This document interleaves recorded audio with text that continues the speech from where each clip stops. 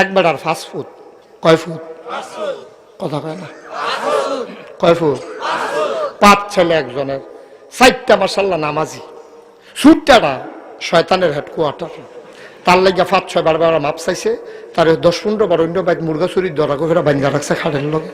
এবার মসজিদ কমিটির সভাপতি, এবার আর ফুতেরে যদি বান্ধা রাখে খাড়ের লগে আর ইজ্জত থাকেনি। এবার কয়েকবার চড়াই আনছে, শেষ পর্যন্ত এবার আল্লাহর লগে কান্দা কান্দা, আল্লাহ তারে আমি অনেক চেষ্টা করছি, পারছি না।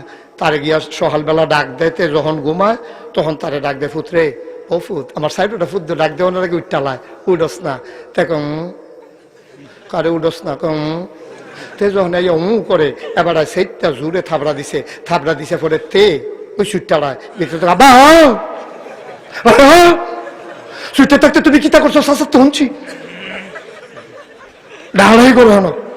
এবারে ইজ্জত লইয়া কোনো মতো মসজিদে গিয়া ঢুকিয়া কানতে আছে, আল্লাহ তে আমার সুইটটা বেলাটা সময় লইয়া টান দিয়া লাইছে আল্লাহ। তারে আমি আর ডাক দিতাম না, ডাক দেওয়ানোর মত থাকলে তুমি দিও। বিচার দিয়া লাইছে কারে? কথা কয় না কারে?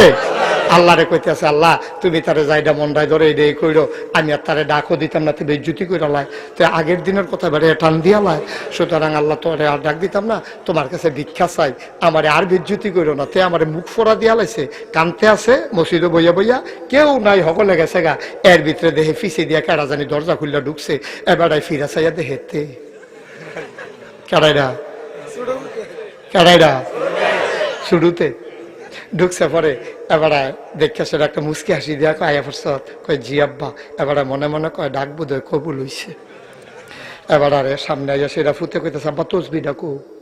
তো এবারে তসবিটা দিছে, কয় আমার সামনে বট। বাপের সামনে বইয়া তে তসবিটা লইয়া পড়তেছে, আব্বা আপনারে আমি মানি, আব্বা আপনারে আমি মানি, আব্বা 100 বার পড়ছে। কয়বার? কথা কয় না তো, 100 বার পড়তে আছে। আর বাপের গাল বাইয়া বাইয়া পানি পড়তে আছে। আহারে কি তো মানুষের 4-5 ফুট থাকে, এরকম একটাই দোষ। আরে মাশাআল্লাহ কি ফুট আমার যেমনি মানতে আছে। এবার করে গাল বাইয়া বাইয়া দাড়ি টাড়ি চুপচিপ পইয়া বুহ পানি পইয়া ঠান্ডা লাগিয়েছে, গেনের কথা কেন। এবার কানতে আছে আর তে পড়তে আছে, আব্বা আপনারা আমি মানি, আব্বা আপনারা আমি মানি। 100 বার মান্না সরছে। কয়শো বার? কথা কয় না রে, কয়শো বার? 100 বার মান্না সরছে। পরে বাপে ডাক দিয়া কয়, পুত্রে ডরে তো তোরে কোনো কথা কই না, একদিন ডাক দিয়া যে বিপদে পড়ছিলাম, এরপরে থেকে তো আমি কথাই বন্ধ করে দিছি। তো চিন্তা করছি ফুত, সবসময় তো দোয়াল গায়ের ঘাস আমি তুলি, কারণ তোরে আর দমক দিই না, তুই মানুষ না না মানুষ। আর রাজ্য যখন কইস মানুষ, আমি খুব খুশি হয়েছি। তো আব্বারে আর কষ্ট দিস না, সকালবেলা কুয়াশার ভিতরে ঘাস তুলন বুঝছো তো কিরকম, এমনি চামড়া ফোড়া, আরো গিয়া ঠান্ডায় অক্ষরে কি একটা অবস্থা হয়ে গিয়া, তুই গিয়া কোনো মতো একজন ঘাস তুললা লইয়া দেখো আব্বা বন বোয়াইয়া আবার কইতেছে, আব্বা আপনারা আমি মানি, আব্বা আপনারা আমি মানি। তো বাপে কয়, পুত্রে তুই তো মানুষ দেখে তো তোরে কইলাম একজন ঘাস তুললা লইতি, তে মুসকি হাসি দেখ, আব্বা আপনারা তো আমি মানি, ঘাস তুললে যদি মানন লাগে তো হইলে তো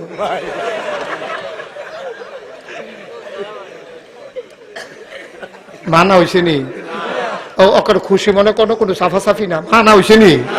কথা করা তো মানা হয়েছে নি। ও মুসলমান, নিজের বিবেকটার একটু জিগাইও রে বাপ। ও যুবক, কলিজার টুকরা যুবক, নিজের বিবেকটার একটু জিগাইস রে যুবক। আব্বারে তসবি দিয়া মানলে তোমরা সবাই কইছো মানা হয় না, বাবাই যেটা হুকুম করছে এইটা মানলে হইল আসল মানা, ঠিক কিনা? বাপে কইছে ঘাস তুললা লইয়া আয়, তে যদি জুহিনডা কাশিটা লইয়া দৌড় দিত, এটা হইছিল আসল মানা। আমরা যে কই নবীরে মানি, নবীরে মানি, নবীরে মানি, এটা আসল মানা না। নবীয়ে যখন কয় নামাজটা পড়াইও, আমরা ডাক দিয়া কই আপনারও তো মানি, নামাজ পড়া যদি মানন লাগে তো হইলে মানা হইছে নি। ফুতে যেমন তসবি পড়া মানলে মানা হয় না, মুখে মুখে তুমি নবীরে মানলে তোমার মানা হয় না রে ভাই। যদি নবীরে মানতে চাও, যুবক রে কলিজার টুকরা যুবক, আমার নবীয়ে যেমনে চুল কাটছে তুইও এমনে কাটবি, আমার নবীয়ে যেমনে দাড়ি রাখছে তুইও এমনে রাখবি, আমার নবীয়ে যেমনে লুঙ্গি পরছে তুইও এমনে পরবি, আমার নবী আব্বা আম্মারে যেমনে মায়া করছে তুইও করবি, আমার নবী দাদা দাদিরে যেমনে মোহব্বত করছে এমনে করবি। আমার নবী সন্তানরা যেমনে মায়া করছে রে, তুই এমনি মায়া করবি, এটার নাম হইল আসল মানা। ও বাবা, নবীজি কি মানারা মানছে, নবীজি কি মায়ারা করছে রে ভাই। মদিনায় নবীজি রোজার ভিতরে ঘুমায়, উম্মতি উম্মতি কইয়া আমার নবী কান্দে রে ভাই, ঠিক কিনা? কিয়ামতের ময়দানে সব নবীরা ইয়া নফসি ইয়া নফসি বলে যখন চিৎকার করবে, আমার নবী ডাক দিয়া কইবে ইয়া উম্মতি ইয়া উম্মতি। আল্লাহ গো, আমার এই বেহতের উম্মতরি, আমার এই পাগল উম্মতরি, সহজ সরল উম্মতটিরে তুমি আল্লাহ জান্নাত না দিলে আমি কিন্তু জান্নাতে যাব না, যাব না, যাব না। কও সুবহানাল্লাহ। নবীর মহব্বতের দরকার আছে নাকি নাই? এই রবিউল আউয়াল মাসে চলো সবাই মিলে শপথ করি, একটা ওয়াক্ত নামাজ আমরা এই জীবনে আর ছাড়বো না। রাজি আছো কিনা? সবাই কোন আমিন। আমরা এর আগে ওয়াদা করছি মিথ্যা বলবো না, আর এখন ওয়াদা করলাম নামাজ ছাড়বো না। হাত নামান। সবাই রাজি আছে? পুরা রাজি? এটা কি আমার খুশির লেগে না আল্লাহর খুশির লেগে? তাহলে আমরা সবাই মিলে একমত হইলাম, মিথ্যা বলবো না, নামাজ ছাড়বো না। সবচেয়ে বড় কথা আমি শুরুতে বলছিলাম না যে এই মাসটা হলো রবিউল আউয়াল মাস।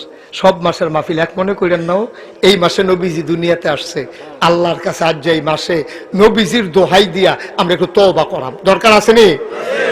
যাদের গোনা আছে বসেন, আর যাদের গোনা নাই উঠেন। ও হেবারার গোনা নাই, একজন মাসুম মানুষ পাওয়া গেছে, অক্ষরে গোনা নাই, মাত্র ইয়া ইয়া পড়ছে।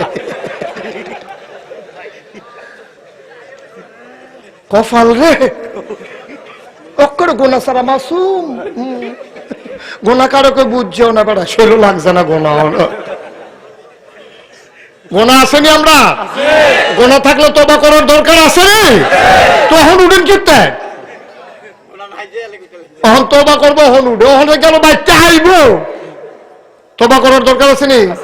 সবাই নামাজের মতো করে বসেন, সবাই নামাজের মতো করে বসেন। আমরা সবাই মিলে এখন তওবা করবো। একটা লোক উঠবেন না, যারা দাঁড়িয়ে আছো যুবকেরা বসো।